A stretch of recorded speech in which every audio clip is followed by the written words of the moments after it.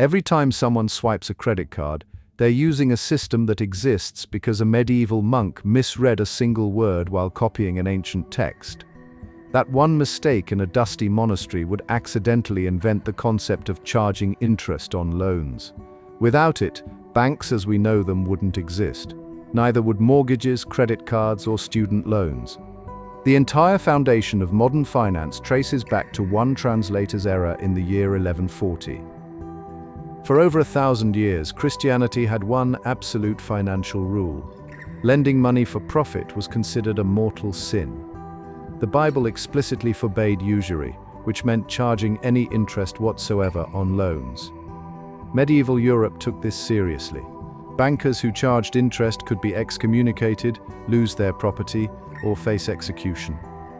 This created a massive problem for growing economies that desperately needed credit systems to function. In 1140, a monk named Gratian was compiling church law at a monastery in Bologna. His job was to translate and organize centuries of religious texts into one master document called the Decretum. Gratian was working with Greek and Latin manuscripts, many of them damaged or poorly preserved. The work was exhausting, tedious, and the monastery's wine cellar was readily accessible. Historians believe Gratian was frequently intoxicated during his translation work. The original biblical texts used a specific Greek word, tokos. This word meant any interest charged on a loan, no matter how small. But Gratian, working through blurred vision and an unsteady hand, mistranslated it. He wrote that the sin was charging excessive interest, not all interest. He changed the meaning from zero tolerance to a matter of degree. This single word swap would reshape civilization. Gratian's Decretum became the official legal text of the Catholic Church. Within decades, theologians noticed the discrepancy. Instead of correcting it, they exploited it. If excessive interest was the sin, then reasonable interest must be acceptable. Scholars began debating what percentage counted as excessive. 5%? 10%? 20%? The conversation had fundamentally shifted from whether interest was allowed to how much interest was allowed. Italian merchants were the first to capitalize on the confusion. Families like the Medici began offering loans with interest rates they claimed were reasonable and therefore moral. They called it compensation for risk and opportunity cost rather than usury. The church, now trapped by its own official doctrine, couldn't effectively argue against it. By 1400, banking houses had spread across Europe. Credit became available to merchants, nobles, and even kings. Access to credit transformed medieval society almost overnight. Merchants could borrow money to fund expeditions to Asia and Africa. Craftsmen could expand their workshops. Farmers could buy better equipment. The Renaissance, the age of exploration, and the scientific revolution all required massive upfront capital investment. None of it would have been possible under the old zero-interest rule. Gratian's mistake had accidentally unlocked economic growth on a scale never before seen.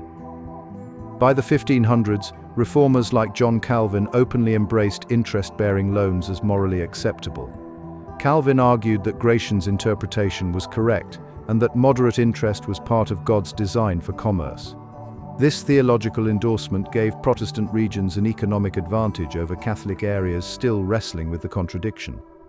The gap in interpretation contributed to the wealth disparity between Protestant Northern Europe and Catholic Southern Europe. By 1800, the debate was over.